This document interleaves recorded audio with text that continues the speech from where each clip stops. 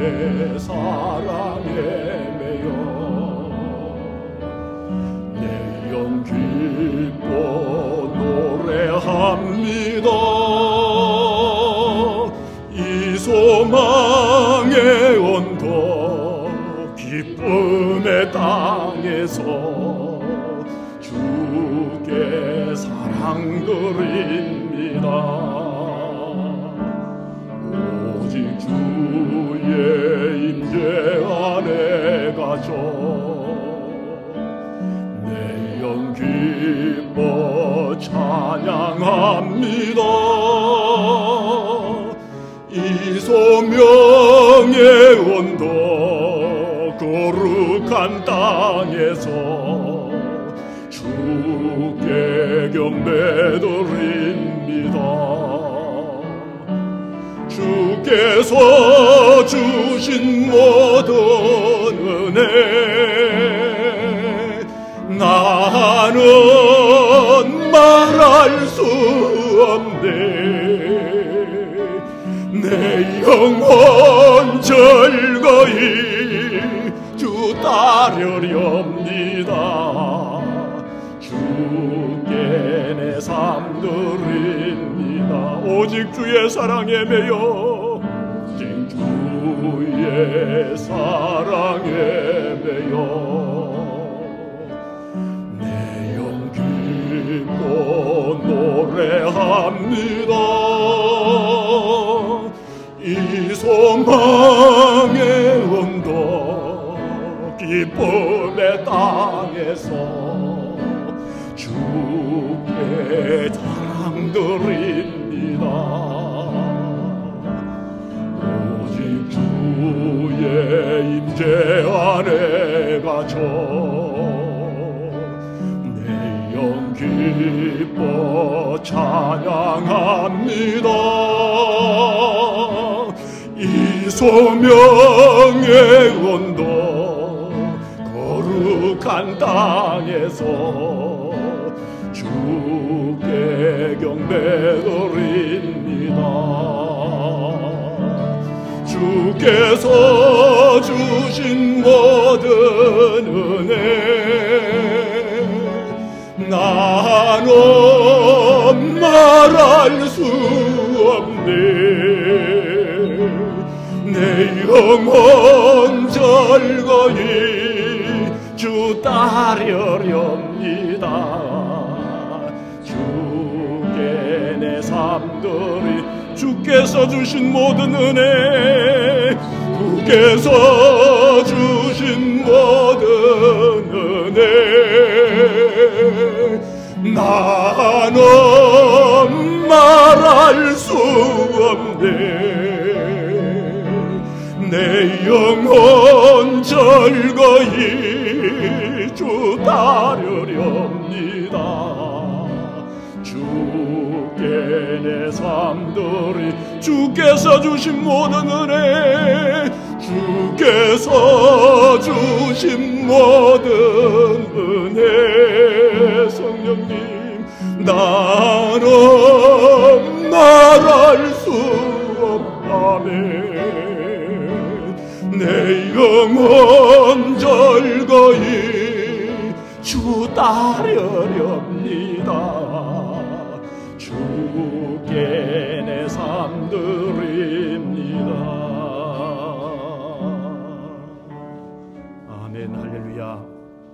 오늘 우리에게 주시는 하나님의 말씀은 고린도전서 3장 7절로 15절에 있는 말씀입니다. 고린도전서 3장 7절로 15절에 있는 말씀을 한 절씩 교독하시겠습니다. 그런즉 심는 이나 물주는 이는 아무것도 아니로되 오직 자라나게 하시는 이는 하나님 뿐이시니라.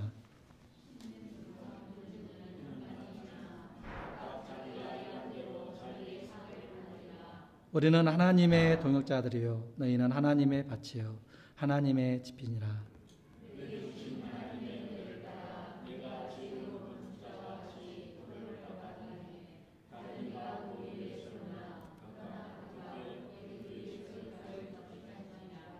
이 닦아둔 것 위에 능히 다른 터를 닦아둘 자가 없으니 이 터는 곧 예수 그리스도라.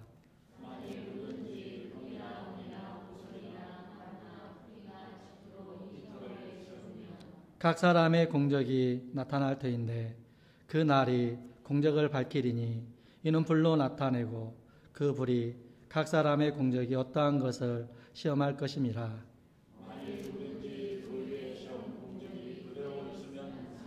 같이 읽겠습니다. 누구든지 그 공적이 불타면 해를 받으리니 그러나 자신은 구원을 받되 불 가운데서 것 같으리라. 아멘. 사랑하는 말씀 성도님 여러분, 오늘 우리가 고린도전서 3장 7절에서 15절 하나님의 말씀을 통해서 하나님께서 우리와 함께 일하시는 이유에 대하여 말씀해 주고 계심을 들을 수 있습니다. 여러분, 하나님은 사람의 도움이 필요 없으신 분이십니다. 능력 면으로서나 또 보게 되면 말씀으로 우리 하나님께서는 천지를 창조하신 전지전능한 하나님이시지 않습니까? 또 하나님의 존재적인 면에서도 하나님께서는 모세에게 I am that I am, 곧 나는 스스로 있는 자니라 말씀하시면서 누구의 도움도 필요하지 아니하시는 전능자 완전함의 그 자체의 존재이신 분을 말씀하고 있습니다. 오늘 본문 말씀인 고린도서 3장 7절에서도 기록하기를 그런즉 심는 자나 물 주는 자는 아무것도 아니로되 자라나게 하시는 이는 하나님뿐이로다 말씀하고 있습니다. 이것은 마치 농부가 이제 밭을 갈고 씨를 뿌리고 물을 준다 할지라도 자연을 주관하시는 하나님이 없으면 아무런 열매를 가질 수가 없는 것을 말씀합니다. 요즘 새벽기도를 우리가 하는데요, 그 본문이 구약에 있는 욥기서에 있는 말씀입니다. 그 욥기 22장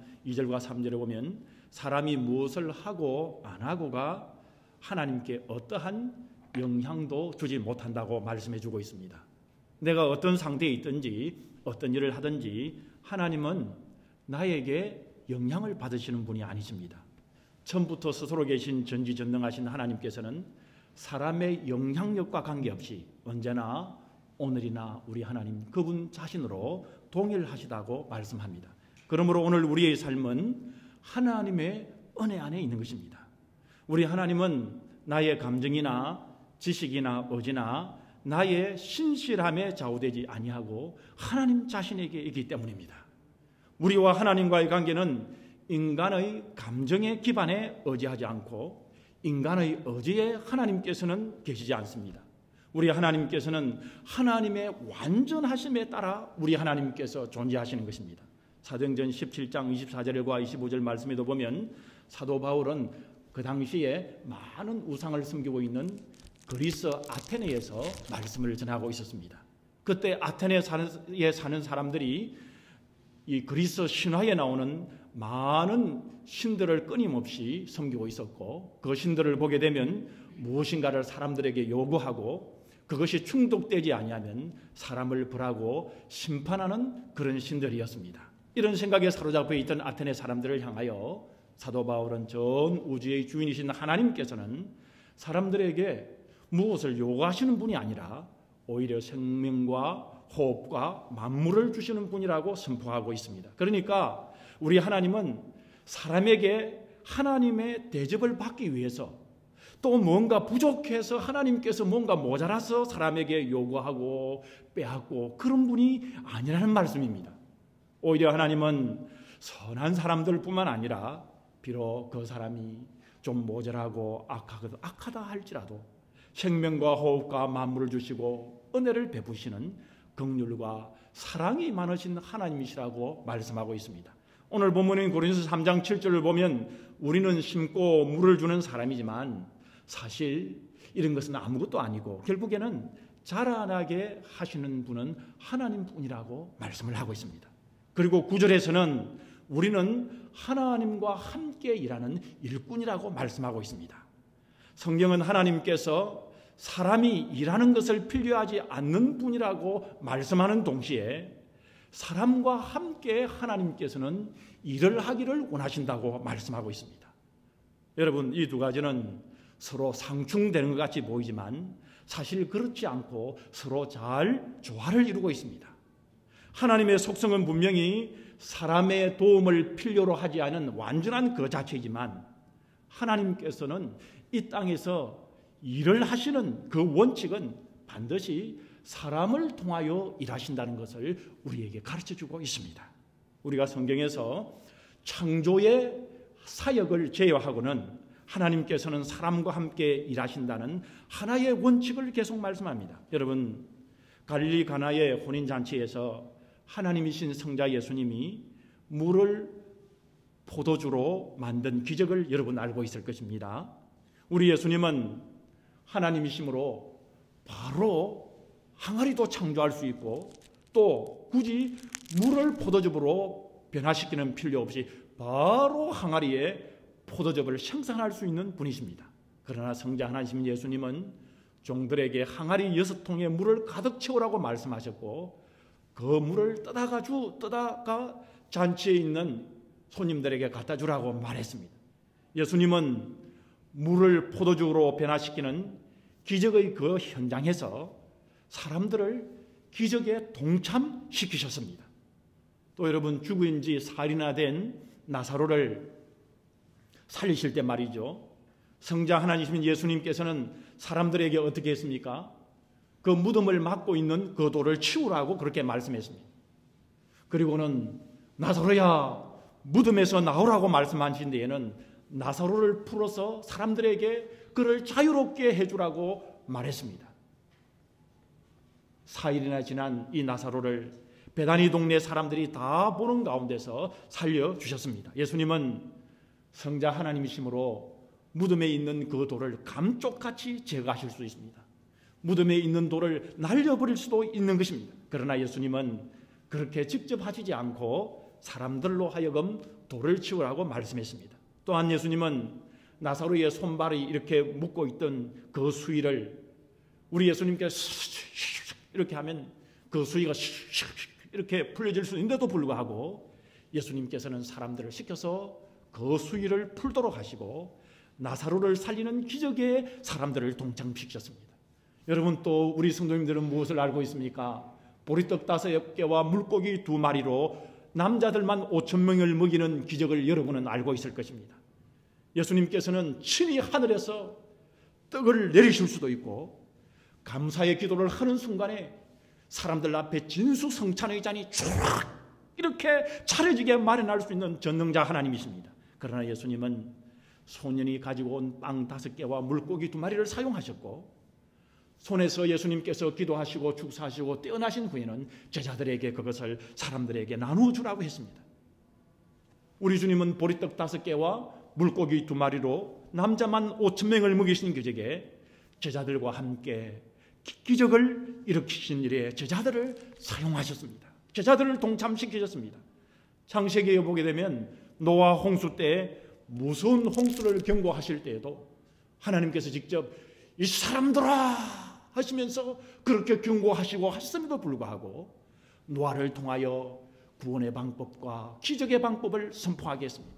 하나님께서는 요셉과 함께 일하심으로 이스라엘 백성들을 기근에서 구원하고 이집트와 그 당시에 중동 근방에 있는 모든 사람을 살려주셨습니다.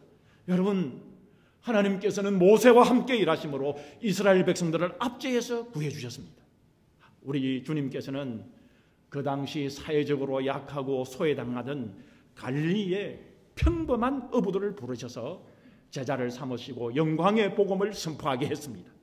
마침 갈릴리의 어부였던 제자들에게 함께 일하자고 초청하였던 것처럼 여러분, 캐나다 백인들과 비교해보면 오랫동안 조상대대로 이렇게 살았던 우리 백인들과 비교해보면 대부분 오늘 이 자리에 이민 1세들인 우리는 약하고 비교해보면 부족함도 많고 또 이 언어라는 영어도 잘 못하지만은 그러나 우리 주님은 우리를 부르셔서 이 캐나다 밴쿠버 이곳에서 생명을 살리는 말씀교회에서 함께 일하기를 원하셔서 오늘 우리 모두를 부르신 것임을 믿으시기 바랍니다. 대부분 하나님께서는 오늘날 일하시는 모습을 보면 어떠한 큰 기적이나 위대한 일들을 보여주셔서 사람들을 구원하시기보다는 부족한 우리들의 작은 공동체와 그리고 순수하게 우리 주님께 순종하는 우리 성도들을 통해서 주님께서는 일을 하기를 원하고 계시는 것입니다. 성도 여러분, 우리가 시간을 쪼개어서 주신 능력과 말씀에 따라 순종하고 섬기고 돕고 서로 사랑하며 복음을 전할 때 어쩌면 부족한 우리의 자원과 화려함이 없는 우리의 입에서 나오는 찬양의 능력, 말씀의 능력으로 사람들을 구원하시기로 작정하시고 위로하시기로 작정하셨음을 여러분 믿으시기를 바랍니다. 어제 제가 토요일 우연히 저희 동네에서 지금 우리 여기 위층에 서양 사람들이 예배를 드리고 있지 않습니까? 예배 드리는 이 서양 성도를 제가 동네에서 스쳐 지나가면서 만났습니다. 그 성도가 패스터 이렇게 하면서 목사님 이렇게 하면서 반갑게 저를 부르더니 이렇게 말하는 것이었어요. 너희가 예배 시간에 드리는 찬양을 들을 때마다 얼마나 은혜가 되는지 자기에게는 마치 천국에서 들리는 찬양 같다고 말하면서 그분이 표현하기를 제 눈으로 보기에는 마침 눈물을 글썽이듯이 감사하는 뜻이 보였습니다. 그래서 제가 그분에게 웃으면서 이야기했습니다. 그러려면 우리 예배에 와서 참석해라. 그렇지만 너가 한국어를 배워야 한다고 웃으면서 이야기했습니다. 여러분, 우리의 공동체가 큰 공동체는 아니지만 예배로 모인 우리들 한 사람들이 진실한 예배자가 되어 하나님께 몸과 마음과 뜻을 다하여 진실로 찬양하고 기도하고 예배로 하나님께 올려드리면 먼저 하나님께서 영광을 받으시고 기뻐하시고 또한 하나님께서 우리 한 사람 한 사람을 통하여 우리를 통하여 위로받는 사람, 구원받는 사람을 생겨나게 해주실 줄도 믿습니다. 오늘 같은 본문인 고린도전서 1장 21절의 말씀을 보게 되면 세상의 지혜로는 사람들이 하나님을 알지 못하기 때문에 하나님께서는 하나님의 지혜인 복음 선포를 통하여 세상을 구원하시기로 했다고 말씀하십니다. 여러분, 그러니까 세상의 지식인 이 인간의 지식만으로 볼 때는 십자가와 부활의 복음이 어리석게 보이지만은 하나님께서는 그 어리석게 보이는 방법으로 믿는 자들을 구원하시기를 기뻐하셨도다라고 말씀합니다. 즉 하나님께서 하나님의 방법인 십자가와 부활의 복음으로 세상을 구원하셨다고 말씀하고 계신 것입니다. 그러면 왜 전능하신 하나님이 다 하시면 되지? 이런 것들도 전능하신 하나님이 다 하시면 될 것 아닙니까? 전능하신데요. 그런데 왜 오늘 우리 말씀의 성도님들을 부르신 것일까요? 왜 우리들을 부르신 것일까요? 도대체 왜 우리들을 이렇게 불러서 일을 시키는 것일까요? 복음을 선포하실 때도 그만 천사들을 보내셔서 복음을 선포하는 것이 우리가 말하는 것보다 더 효과적이지 않을까요? 오늘의 본문인 고린도전서 3장 7절부터 9절까지를 보면은 오직 모든 것을 이루시는 분은 하나님뿐이라고 말씀하시는데, 그렇다면 하나님께서 왜 아무것도 아닌 심는 자나 물 주는 자를 필요하시며 사람과 우리 하나님께서는 우리 사람들과 함께 일하기를 왜 원하시는 것일까요? 그 대답이 저는 8절에 있다고 믿습니다. 뭐라고 말씀합니까? 이제 심는 자와 물 주는 자가 하나이며 저마다 자기의 수고에 따라 자기의 보상을 받으리라 말씀합니다. 자기의 프라이즈, 상을 받으리라 말씀합니다. 이 말씀은 우리의 보잘것없고 부족한 수고이지만 보상을 주시기 위해서, 상을 주시기 위해서 위함이라고 말씀합니다. 여러분 한번 보실래요? 하나님은 우리에게 호흡과 생명을 주셨고 아무런 조건 없이 다만 독생성자 예수님을 믿는다는 이유 하나로 우리가 값을 매길 수 없고 청량할 수 없는 사랑을 부어주셔서 우리들을 하나님의 집안의 자녀로 한 집안 식구로 삼아주셔서 영원 생명과 천국을 주셨습니다. 그리고 하나님께서는 일을 만드셔서 우리로 하여금 하나님의 일에 참여하시고 그것을 통하여 보상을, 상을 주시기를 원하시는 것입니다. 여러분, 본문 고린도서 3장 10절부터 15절을 보게 되면 믿음의 집을 짓는 우리에게 단단한 기초 위에 지어야 하는데, 그 기초가 바로 구원의 반석이신 우리 주 예수 그리스도라고 말씀합니다. 우리의 믿음의 집의 기초는 다른 어떤 사람이나 다른 어떤 가르침이나 우리가 가지고 있는 느낌이나 처음이 될 수 없고, 오직 예수 그리스도만이 우리의 믿음의 기초라고 말씀합니다. 주 예수 그리스도께서 우리를 위해 피 흘려 죽으시고 3일 만에 부활하시고 그리고 하늘에 올라가셔서 하나님 오른편 우편부자에 앉으심으로 우리 구원의 집의 기초가 되셨음을 말씀합니다. 우리가 예수님의 기초 위에 보배로운 믿음으로 보석 같은 믿음의 신앙 건물을 지으면 13절부터 15절에서는 우리에게 분명히 보상의 상이 주어질 것이라고 말씀합니다.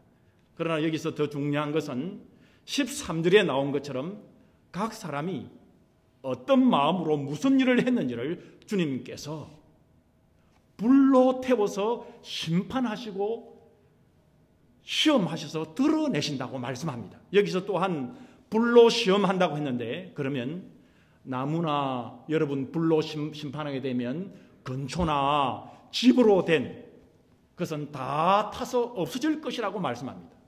여러분, 불로 시험해도 그러면 남게 될 수 있는 것이 무엇이겠습니까? 오늘 말씀에 보면 금과 은과 보석으로 지은 집은 남아 있을 것이라고 말씀합니다. 하나님께서는 이렇게 금과 은과 보석으로 불에 타지 않고 남아있는 집이 딱 있을 때에, 그때 우리에게 보상해 주시고 상을 주시겠다고 말씀합니다. 여러분, 여기서 우리가 알 수 있는 것이 무엇입니까? 나무나 건초나 집으로 된 집은 불에 타버린다는 특징을 가지고 있다는 것을 말씀합니다. 이 말씀은 시련이나 환난이나 시험에 녹아버리는 신앙이 아니라, 세월에 따라서 변질되는 믿음이 아니라, 변하는 믿음이 아니라, 예수님을 믿는 나의 믿음이 first priority, 우선순위를 두고 신앙생활을 하는 자들을 말씀하고 있는 것입니다. 그러나 그렇게 신앙생활을 하지 아니한 자들을 오늘 말씀에서는 마치 나무나 건초나 집으로 신앙의 집을 짓고 있는 사람들이라고 묘사하고 있는 것입니다. 그러나 금과 은과 보석으로 지은 집은 특징이 여러분 무엇입니까? 불에 타지 않는다고 말씀했습니다. 불속과 같은 시련이나 환난이나 시험에도 꺾이거나 녹아버리지 않고 끝까지 믿음 생활을 지켜나가는 사람들에게, 신앙인에게 하나님께서는 보상을 하신다고 말씀하십니다. 그러면 어떻게 해야 하나님께서 보상을 받는 금과 은과 보상 같은 신앙생활을 하는 것일까요? 마침 운동 경기에도 규칙대로 운동을 해야 메달을 받을 수 있는 것처럼 하나님께서 주시는 상을 받으려면 하나님께서 정하신 규칙대로 신앙생활을 하는 성도들이 되어야 합니다. 여러분, 이렇게 말씀드리면 어떤 분들은 목사님, 그걸 모르는 사람이 누가 있나요? 라고 말씀하실 것입니다. 그런데 이 원칙을 마음에 새기고 금과 은과 보석 같은 신앙생활, 그 믿음의 신앙생활을 지으려면 여러분, 교회에 나와서 하나님의 말씀을 듣고 교회 중심의 신앙생활을 해야 합니다. 여러분, 신약 성경이 모두 216장으로 되어 있는데요. 마태복음 1장, 2장, 3장 쭉 요한계시록의 장수를 합하면 216장인데요. 이 가운데 318번이나 그 날에 대하여, 즉 마지막 때에, 마지막 날, 말세에 대하여 말씀하고 있습니다. 그러니까 신약 성경의 매장에 한 번 이상이나 말세에 대하여 기록된 셈이 되는 것입니다.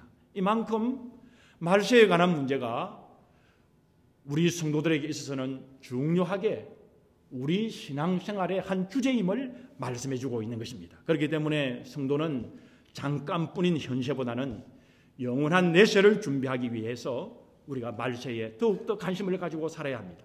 여러분, 사실 이 땅에 살아가면서 지혜로운 사람들이라고 불리는 사람들을 여러분 한번 보십시오.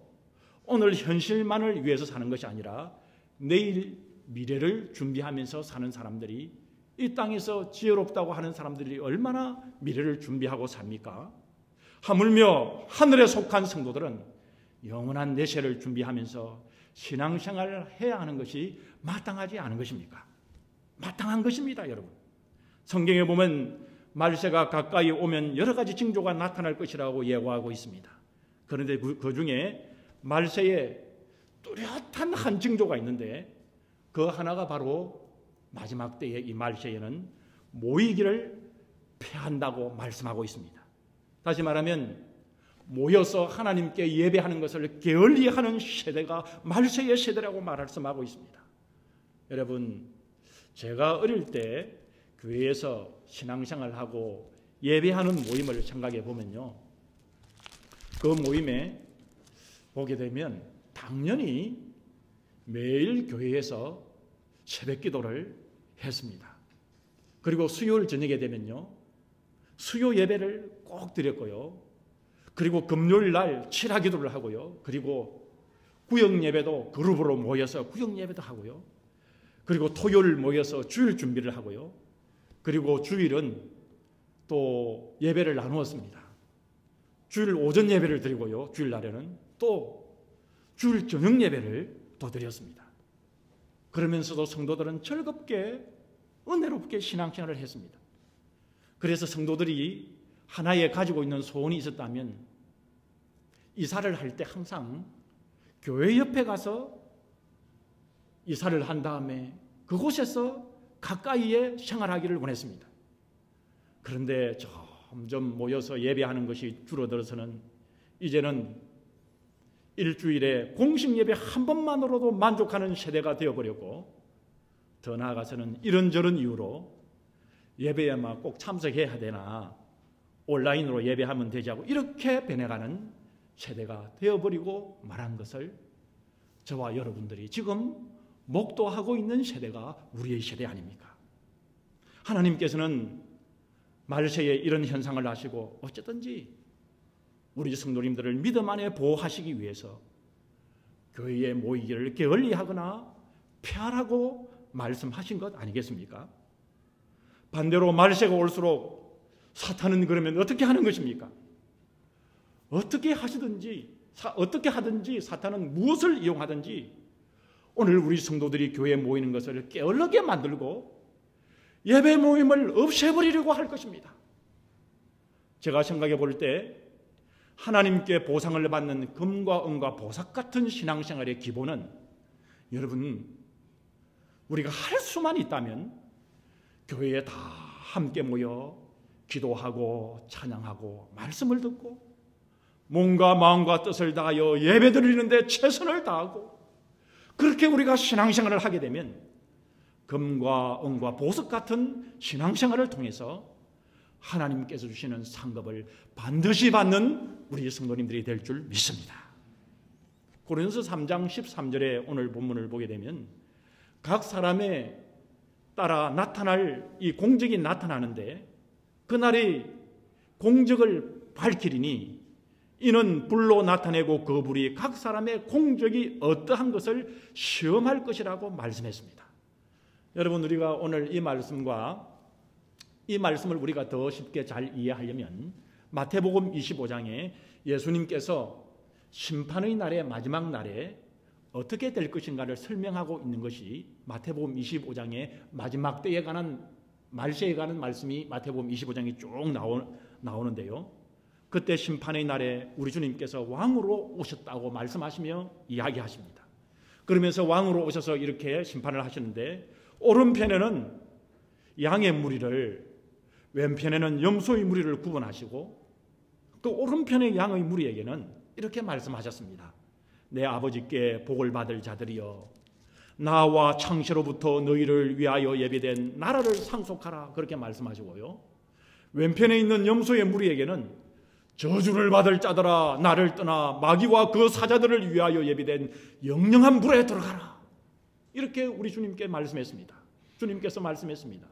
오른편의 양의 무리에게는 우리 주님께서는 나라를 상속하는 복을 주셨고, 왼편에 있는 염소의 무리에게는 영영한 불에 들어가는 저주를 주신 그 기준을 보게 되면 내 형제 중에 지극히 작은 자 하나에게 긍휼과 사랑을 베푼 것과 그리고 지극히 작은 자 하나에게 긍휼과 사랑을 베풀지 아니한 것이라고 말씀했습니다.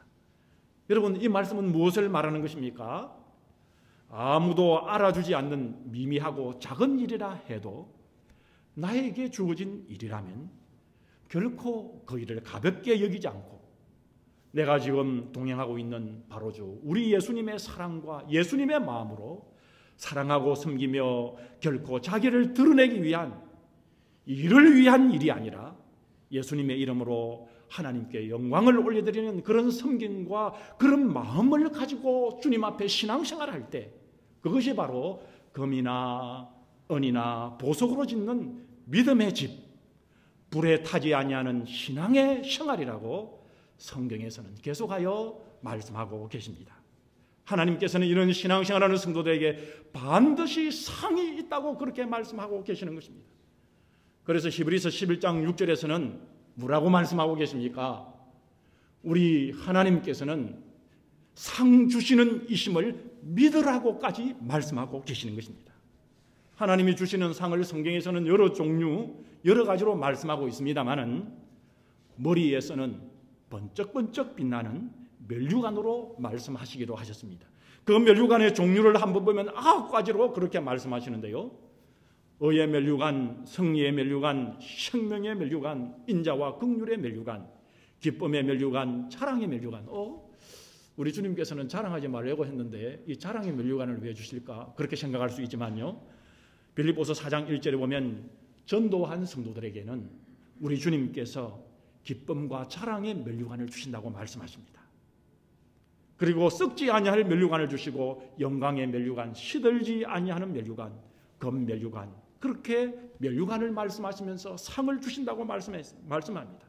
이토록 성경에서 면류관을 말씀하신 이유는 주님의 일을 하게 되면 주님께서 우리에게 반드시 상 주시기 위해서 일을 하라고 말씀했는데 주님의 일을 이렇게 하게 되면 반드시 상 주심을 우리에게 말씀하시는 것 아니겠습니까? 몽고의 징기스칸의 원래의 이름이 여러분 뭐였죠? 태무진이라는 그런 사람이었는데요. 이 태무진이 몽고의 징기스칸이라는 황제가 되기까지에는 많은 어려움이 있었습니다. 그런데 그가 황제가 될 것을 믿고 끝까지 그와 함께 생사고락을 같이 한 사람들이 있었습니다. 징기스칸은 그들을 타르탄이라는 이름으로 불러주었습니다. 징기스칸은 황제가 되자마자 타르탄들에게 다음과 같은 특권을 부여해 주었습니다. 첫째는 당신들은 언제든지 누구의 허락을 받지 않아도 내 집에 들어올 수 있다. 두 번째는 당신들은 전쟁이 끝나고 나면 이제 얻는 그 노획물이 있지 않습니까? 그 노획물 중에서 가장 좋은 것을 먼저 골라 잡을 수 있다.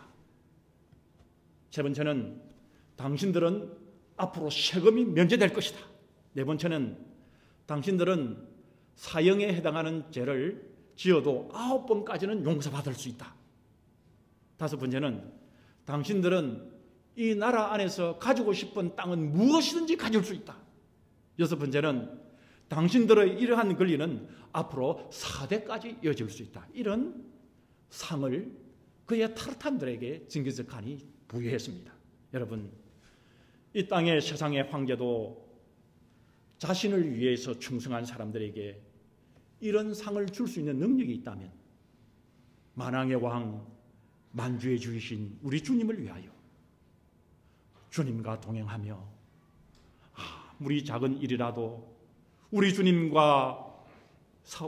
사랑과 은혜에 감사하여 잘 감당하고 이름과 빛이 없지만 그러나 주님이 주시는 일로서 오직 주님께만 영광을 돌리며 살아가는 오늘 우리 성도들에게 우리에게 이보다 더한 상급을 만왕의 왕 만주해 주신 우리 주님께서 여러분 주시지 않겠습니까?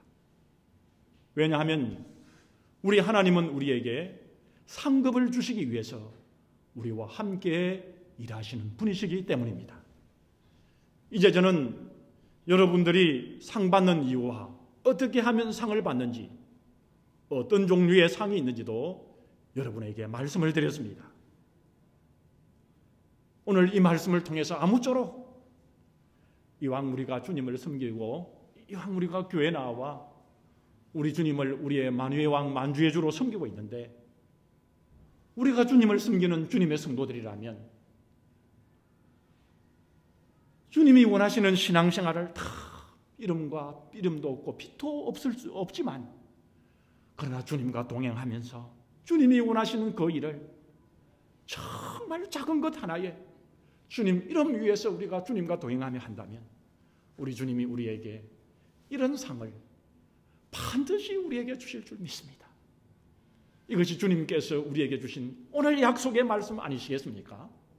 여러분, 저는 우리가 이렇게 다 함께 이 자리에 계신 우리 성도들이 주님을 믿고 갈 때 주님의 상을 받는 날 반드시 볼 줄 믿습니다. 이 상을 받을 수 있도록 여러분, 우리가 서로 기도해야 할 줄 믿습니다.